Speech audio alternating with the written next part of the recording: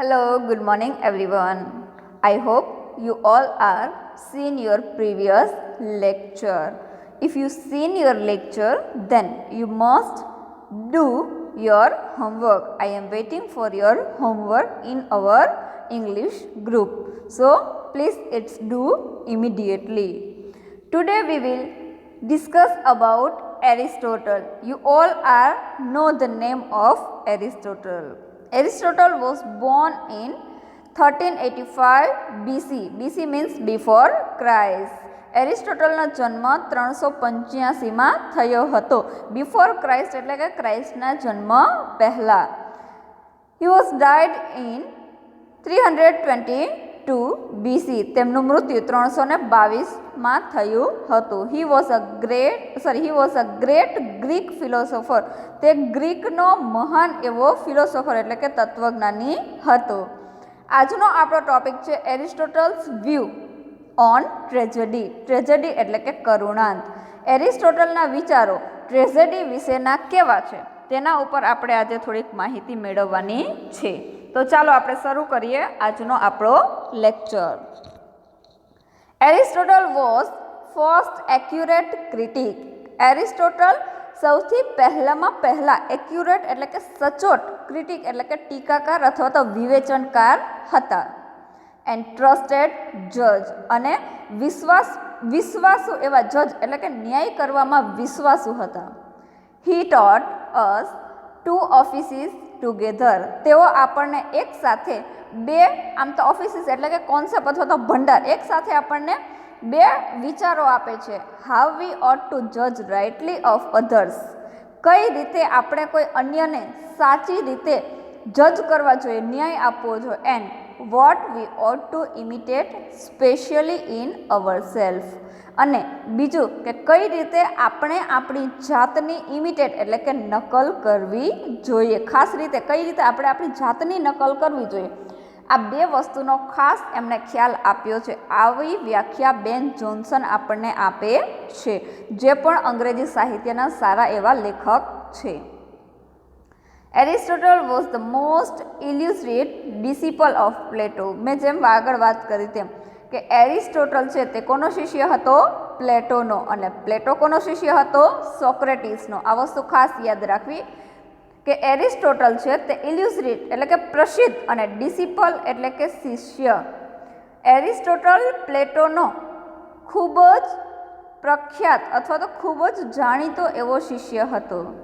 Who initiate the process of criticism in the west. કે જેણે ઇનિટિએટ એટલે કે દાખલ કરવું, શરૂ કરવું, કે જેમણે ખરેખર પશ્ચિમ તરફથી ક્રિટિસિઝમની શરૂઆત કરી હતી. But it was Aristotle. પરંતુ આ તો એરિસ્ટોટલ હતો. Who put this process on a proper path. કે જેણે ખરેખર એક યોગ્ય રસ્તા તરફ, એક યોગ્ય સચોટતાથી તેમ એરિસ્ટોટલે ખરેખર ક્રિટિસિઝમને આગળ લઈ આવ્યું હતું. He started from the point whereas Plato has shown it to be false. તેમણે એવું શરૂ કર્યું હતું કે જ્યાં ખરેખર પ્લેટોએ જે વસ્તુને ખોટી ઠરાવી હતી તે પોઈન્ટ ઉપરથી એરિસ્ટોટલે વિવરણ કરવાનું એટલે કે ક્રિટિસિઝમ કરવાનું ચાલુ કર્યું. ટ્રિવિલ એન્ડ હાર્મફુલ. જે ખરેખર ટ્રિવિલ એટલે કે ઓછું મહત્વનું અને હાર્મફુલ એટલે કે નુકસાનકારક. પ્લેટો જે વસ્તુને ખોટી, ઓછી મહત્વની અથવા તો નુકસાનકારક કહેતો હતો તે જ વસ્તુથી એરિસ્ટોટલે શરૂ કર્યું હતું ક્રિટિસિઝમ કરવાનું. He was certainly been the first man in history of criticism to expose certain principles purely aesthetics to which the artist in fact conform. એવું કહેવામાં આવ્યું છે કે તે પહેલો એવો માણસ, પહેલો એવો પુરુષ ઇતિહાસમાં થઈ ગયો કે જેણે ખરેખર ક્રિટિસિઝમને એક્સપોઝ એટલે ખુલ્લું પાડ્યું હતું, કે જે પૂરેપૂરા પ્રિન્સિપલ્સ એટલે કે પૂરેપૂરા નીતિ નિયમો, સિદ્ધાંતો આપીને, એસ્થેટિક એટલે કે સૌંદર્ય શાસ્ત્ર, અને ખરેખર કોઈ ચોક્કસ સ્વરૂપ આપીને, ચોક્કસ સિદ્ધાંતો આપીને એણે ક્રિટિસિઝમને ખુલ્લું પાડ્યું હતું અથવા તો પ્રસ્તુત કર્યું હતું. And so he becomes to use the words of R.A. Scott James. અને તેથી જ R.A. સ્કોટ જેમ્સ કહે છે કે law gives an absolute monarch to the poets and critics. ખરેખર એબ્સોલ્યુટ એટલે કે સંપૂર્ણ અને મોનાર્ચ એટલે કે સત્તાધીશ. આર.એસ. સ્કોટ જેમ્સ એવું કહે છે કે ખરેખર કોઈ પણ કવિતા કે કોઈ પણ ક્રિટિક હોય, કોઈ પણ કવિ કે કોઈ પણ ક્રિટિક એટલે કે ટીકાકાર, વિવેચનકાર માટે ખરેખર લો એટલે કે કાયદો કાનૂન સંપૂર્ણ સત્તાધીશ હોય છે, કે જો તેમાં કાયદો કે કાનૂન ન હોય, નીતિ નિયમો ન હોય તો તે વસ્તુ યોગ્ય બનતી નથી. અને એરિસ્ટોટલ છે તેણે ખરેખર જે ક્રિટિસિઝમ છે તેના ચોક્કસ નીતિ નિયમો દ્વારા એક યોગ્ય રસ્તે તેને આગળ ધપાવ્યું હતું. એરિસ્ટોટલ's Poetics is the most important document of Western criticism. ખરેખર એરિસ્ટોટલની જે કવિતાઓ હતી તે ખૂબ જ મહત્વની હતી. કોના માટે? વેસ્ટર્ન, પશ્ચિમી બાજુથી ખૂબ મહત્વની હતી. In poetics he replies to the charge made by Plato against poetry and formulates the very important definition of tragedy. ખરેખર કવિતાની જે વ્યાખ્યા પ્લેટોએ આપી હતી તેને અગેન્સ્ટ એટલે કે તેમના વિરુદ્ધમાં તેમણે ફોર્મ્યુલેટ એટલે કે વ્યવસ્થિત રીતે રજૂ કરી હતી. પ્લેટોએ જે વસ્તુ કવિતાઓ માટે કીધી હતી તેને એરિસ્ટોટલ એક સારી એવી વ્યવસ્થિત રજૂઆતમાં તેમની સચોટ રીતે માહિતી આપે છે. અને બીજું કે ટ્રેજેડી એટલે કે કરુણાંતની જે વ્યાખ્યા છે તે સ્પષ્ટ કરે છે. લાઇક પ્લેટોમાં જોઈએ તો Aristotle also believe that all art involve mimesis એટલે કે નકલ. એરિસ્ટોટલ એવું માને છે કે દરેક કલા છે તે હંમેશા કોની સાથે સંકળાયેલી હોય છે? તો કે નકલની સાથે સંકળાયેલી હોય છે. બટ ફોર એરિસ્ટોટલ, પરંતુ એરિસ્ટોટલ માટે imitation is objective representation of life in literature. પરંતુ એરિસ્ટોટલ એવું માને છે કે ખરેખર જિંદગી, સાહિત્ય જે છે બરાબર, સાહિત્યની અંદર જો જિંદગીને આપણે રિપ્રેઝન્ટેશન એટલે કે રજૂ કરવી હોય તો તેના માટે એક ટૂંકમાં નકલ છે તે એક હેતુ હોવો જોઈએ. હી ફાર્મલી બિલીવ્સ ધેટ, તે દ્રઢતાથી એવું માને છે કે the poet works according to the law of probability. ખરેખર કવિઓ છે તેમને નિયમોને આધીન ચોક્કસતાની રીતે તેમને કાર્ય કરવું જોઈએ.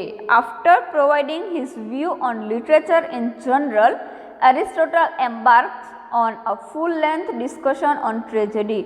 ખરેખર જો તેમણે પોતાના વિચારો છે સાહિત્ય ઉપર આપ્યા, ત્યારબાદ એરિસ્ટોટલ એમ્બાર્ક એટલે કે કામ ઉપાડ્યું હતું કે તેમણે પૂરેપૂરી લંબાઈ સાથે ટ્રેજેડી ઉપરનું ડિસ્કશન એટલે કે ચર્ચા કરી હતી. અને તે અહીંયા એવું વ્યાખ્યાયિત કરે છે, તે એટલે કોણ? એરિસ્ટોટલ અહીંયા ટ્રેજેડી વિશે વ્યાખ્યાયિત કરતા કહે છે કે tragedy is an imitation of an action that is serious, complete and of a certain magnitude in language, embellished with each kind of artistic ornament, the several kind being found in separate part of the play. ખૂબ લાંબુ sentence છે, તમને હાફમાં સમજાવું તો tragedy is an imitation of an action. ખરેખર કરુણાંત છે તે કોઈ પણ એક્શન એટલે કે કોઈ પણ ક્રિયા અથવા તો પ્રક્રિયા છે, કોઈ પણ મનુષ્યના જિંદગીની અંદર કોઈ ક્રિયા કે કોઈ પ્રક્રિયા થઈ છે તેનું ખરેખર ઇમિટેટ એટલે કે એની નકલ ખરેખર છે તે ટ્રેજેડીની અંદર હોય છે. Is serious, complete end of a certain magnitude, તે ગંભીર હોય છે અને મેગ્નિટ્યુડ એટલે કે એનું કદ છે તે થોડું મોટું હોય છે. In language embellish with each kind of artistic ornaments, અને ખરેખર એમ્બેલિશ એટલે કે શણગારવું. ખરેખર એક આર્ટિસ્ટિક એટલે કે એક કલાકાર જે છે તે શબ્દોરૂપી એને શણગારે છે. ઓર્નામેન્ટ એટલે કે ખરેખર ઘરેણાં, પણ અહીંયા કવિને કોઈ ઘરેણાંની જરૂર પડતી નથી, પરંતુ એવું કહે છે કે કવિ માટે ઘરેણાં શું છે? તો કે એની જે લેંગ્વેજ, એની ભાષા છે તેના દ્વારા શણગારે છે. The several kinds being found in separate parts of the play. અને ઘણી વખત નાટકની અંદર ઘણા બધા વિભાગો છે તે સેપરેટ એટલે કે અલગ હોતા હોય છે. in the form of action, not of narrative, through incident arousing pity and fear, effecting the proper catharsis or purgation of this emotion. In the form of action, જો કોઈ પણ પ્રતિક્રિયા અથવા તો ક્રિયાના સ્વરૂપમાં જોઈએ તો નોટ ઓફ નેરેટિવ, વર્ણનાત્મકની રીતે નહીં, through incident arousing pity and fear, pity એટલે કે દયા અને ફિયર એટલે કે ડર. અરાઉઝિંગ એટલે કે એની આજુબાજુમાં. ખરેખર દયા અને ડરની આજુબાજુમાં દરેક વસ્તુ નિર્માણ પામતી હોય છે. Proper catharsis or purgation of this emotion. Catharsis એટલે કે નાટક વડે માર્ગ આપવો. કોઈ પણ ચોક્કસ રીતે નાટક ભજવી અને તેની આગળ પાછળ પર્ગેશન એટલે કે પ્રાયશ્ચિત પણ કહી શકો કે લાગણીઓનું નાટકો દ્વારા રજૂઆત કરવી. Here imitation means uh creative process. અહીંયા એક ઇમિટેશન જોઈએ તો એક રચનાની પ્રોસેસ છે. ક્રિએટિવ એટલે કે રચનાની પ્રોસેસ છે, પ્રક્રિયા છે. એક્શન મીન્સ એરેન્જમેન્ટ અને એક્શન એટલે કે ક્રિયા છે તે ખરેખર એરેન્જમેન્ટ એટલે કે ગોઠવણ છે of events done by the agent. Agent એટલે કે કોઈ પણ લખનાર છે, કોઈ પણ લખનાર વ્યક્તિ દ્વારા કોઈ પણ પ્રક્રિયા છે તે એક ગોઠવણ, ઘટનાઓની ગોઠવણ તરીકે પૂરી પાડે છે.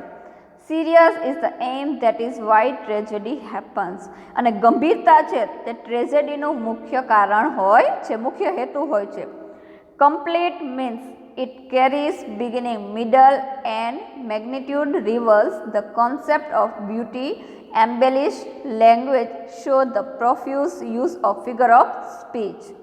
એવું કહ્યું છે કે ખરેખર ઘણી વખત એવું બનતું હોય છે કે complete means its carries begin, middle, end. ખરેખર કોઈ પણ નાટક છે, કોઈ પણ કવિતા છે તેની શરૂઆત કઈ રીતે થતી હોય છે તો કે બિગિનિંગ એટલે કે શરૂઆત, મિડલ એટલે મધ્યમાં અને એન્ડ એટલે કે જે એનો અંત, સુખ કે દુઃખ હોય તે.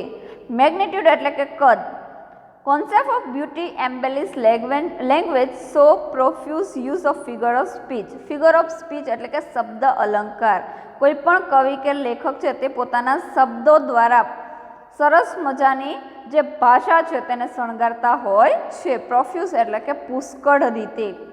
Certain parts are plot character through diction, song and spectacles. ઘણી વખત તમે જોવ છો તો આ દરેક લખાણની અંદર કેટલા ભાગ હોય છે, તેની અંદર જે પ્રકાર પડતા હોય છે તેમાં મોટા ભાગનો શું મુખ્ય પ્રકાર હોય છે? પ્લોટ એટલે કે કથા વસ્તુ હોય છે, કેરેક્ટર પાત્રો હોય છે, થોટ વિચારો સંકળાયેલા હોય, ડિક્શન એટલે કે લખવાની જે શૈલી છે તેને ડિક્શન કહેવાય છે, તે ખાસ મહત્ત્વની છે. Song and સ્પેક્ટેકલ્સ. સોંગ એટલે ગીતો અને સ્પેક્ટેકલ્સ એટલે કે ભવ્ય દેખાવ. આ દરેક વસ્તુ છે તે ખૂબ મહત્ત્વની હોય છે. વિદ્યાર્થી મિત્રો, અહીંયા સૌથી પહેલાં તો આપણે એરિસ્ટોટલ વિશે જ્યારે ચર્ચા કરીએ છીએ ત્યારે ખાસ વસ્તુ યાદ રાખવાની કે એરિસ્ટોટલ છે તે કોનો શિષ્ય છે? પ્લેટોનો. અને તેણે સૌથી પહેલાં જો ક્રિટિસિઝમને વ્યવસ્થિત રીતે લખવાની શરૂઆત કરી હોય તો તે એરિસ્ટોટલે લખી હતી. ભલે તે પ્લેટોનો શિષ્ય હતો પણ છતાં પણ તેણે પ્લેટો કરતાં ઘણા બધા બાબતો, ઘણી બધી જે ટૂંકમાં સિસ્ટમ છે તેને વિરુદ્ધ રીતે દર્શાવી હતી. અને મુખ્ય બાબત તેને ટ્રેજેડી એટલે કે કરુણાંત ઉપર દર્શાવી હતી. આ હતો બેઝિક કોન્સેપ્ટ એરિસ્ટોટલ વિશેનો. હવે આના પછીના આગળના લેક્ચરમાં આપણે જોશું કે ઇમ્પોર્ટન્ટ કેરેક્ટરિસ્ટિક ઓફ ટ્રેજેડી, કે ટ્રેજેડીના મહત્ત્વના કેરેક્ટરિસ્ટિક એટલે કે લક્ષણો છે તે આપણે જોવાના છીએ, જે અહીંયાથી આપણે જોશું. બાકી રાખશું. Okay, thank you.